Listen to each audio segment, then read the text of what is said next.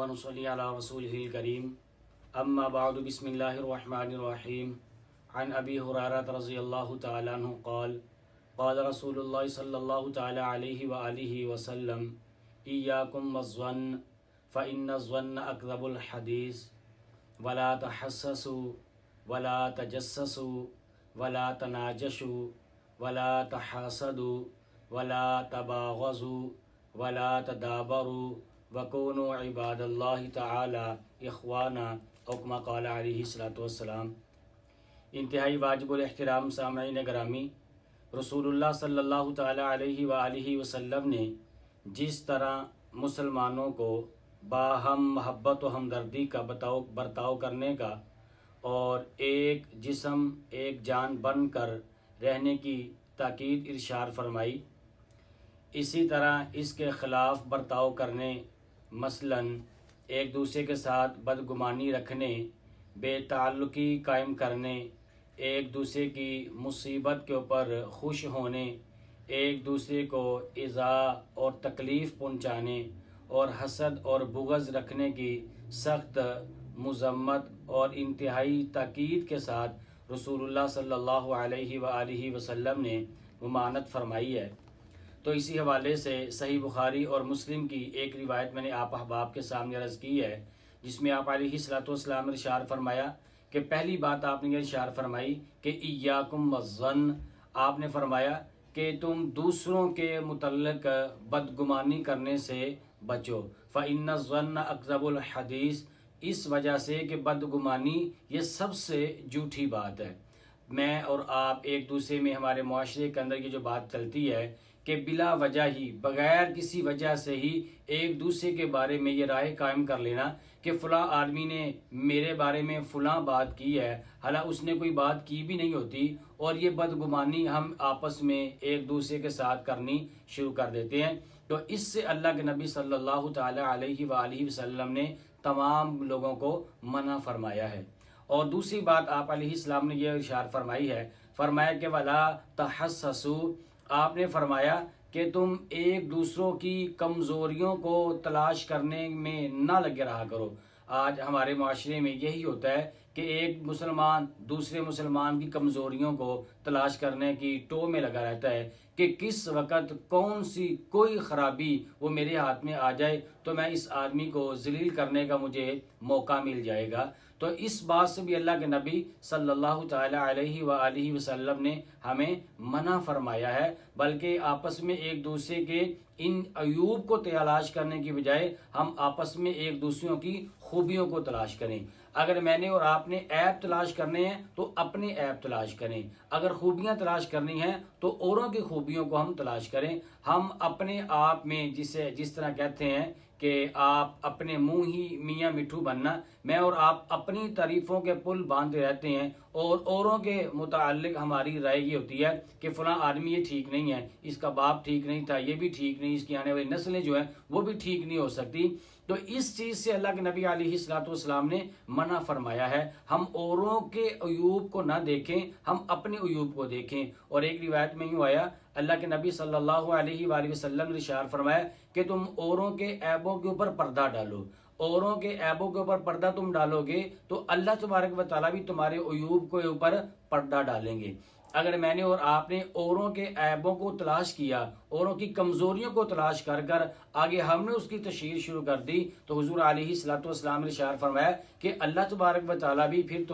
تمہارے گھر میں بیٹھے ہوئے ہی تم لوگوں کو ذلیل و رسوا فرما دیں گے۔ تو اس لیے عزیزان گرامی، پہلی بات آپ نے ارشاد فرمائی کہ بدگمانی سے بچیں، اور دوسری چیز آپ نے ارشاد فرمائی ہے کہ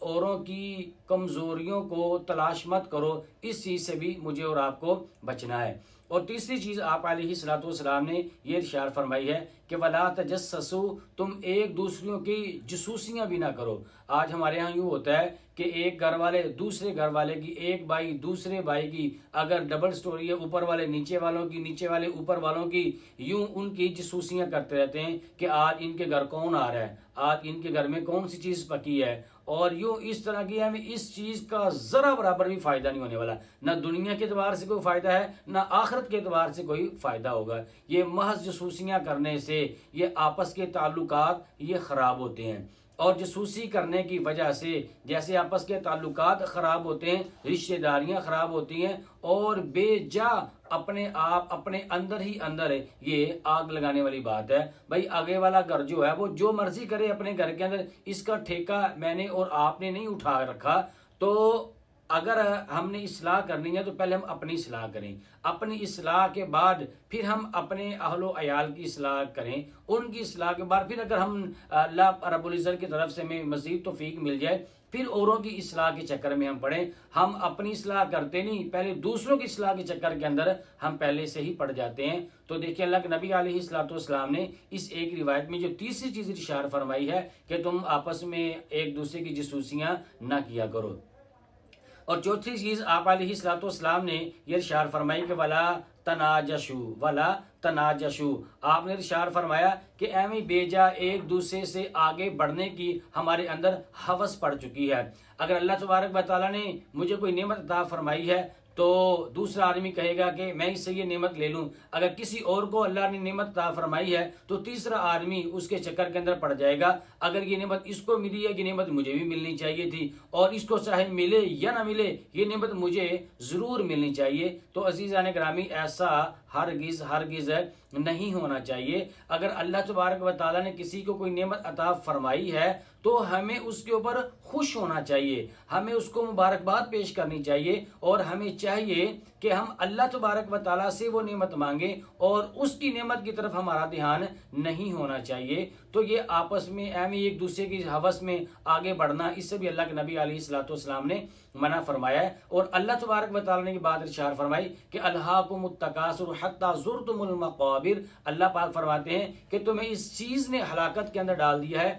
کہ تم لوگ ایک دوسرے سے آگے بڑھنے کی کوشش کرتے ہو، تمہارا آگے بڑھنا مال کے اعتبار سے یا اس کے علاوہ اور کسی چیز کے اعتبار سے جو اعمال صالحہ سے ہٹ کر کے ہے، ان چیزوں میں ایک دوسرے سے آگے بڑھنا، اس چیز نے تمہیں قبروں کی زیارت کروا دی ہے، تم مر چکے ہو لیکن تمہارے اندر سے یہ والی ہوس یہ ہرگز نہیں نکل رہی۔ اور اگلی چیز آپ علیہ الصلوۃ والسلام نے ارشاد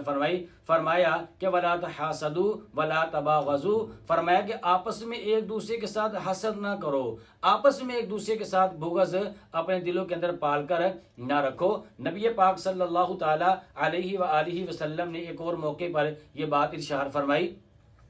تو آپ علیہ الصلوۃ والسلام نے ارشاد فرمایا کہ آپس میں باہم حسد نہ کرو، بغض نہ کرو۔ حسد اور بغض کا نقصان کیا ہوتا ہے؟ آپ علیہ الصلوۃ والسلام نے ارشاد فرمایا کہ ایاکم والحسد فإن الحسد یأکل الحسنات کما تأکل النار الحطب، او کما قال علیہ الصلوۃ والسلام۔ سنن ابی داؤد کے اندر یہ روایت موجود ہے، آپ علیہ الصلوۃ والسلام نے ارشاد فرمایا کہ تم حسد کے مرض سے اپنے آپ کو بچاؤ، اس لیے کہ حسد آدمی کی نیکیوں کو اس طرح کھا جاتا ہے کہ جیسے آگ جو ہوتی ہے یہ خشک لکڑی کو کھا جاتی ہے، اسی طرح حسد آپس کا ایک دوسرے کی نیکیوں کو کھا جاتا ہے۔ تو اس لیے عزیزان گرامی اس حسد سے ہمیں بچنا چاہیے۔ اور دوسرا آپ علیہ الصلوۃ والسلام نے ارشاد فرمایا کہ بغض سے بھی بچو۔ جامع ترمذی اور مسند احمد کے اندر روایت موجود ہے، نبی پاک صلی اللہ علیہ وآلہ وسلم نے یہ بات ارشاد فرمائی کہ اگلی امتوں کی مہلک بیماریاں یہ تمہاری طرف چلی آ رہی ہیں، یہ بالکل صفایا کر دینے والی اور موڈ دینے والی ہے۔ پھر آپ علیہ الصلوۃ والسلام نے اپنے مقصد کو بیان فرمایا، وہ راتوں کو خلوت سے معمور سجدے، وہ لمبی رکعتوں سے مسحور سجدے، وہ سجدے محافظ مددگار سجدے، غموں کے مقابل عطردار سجدے۔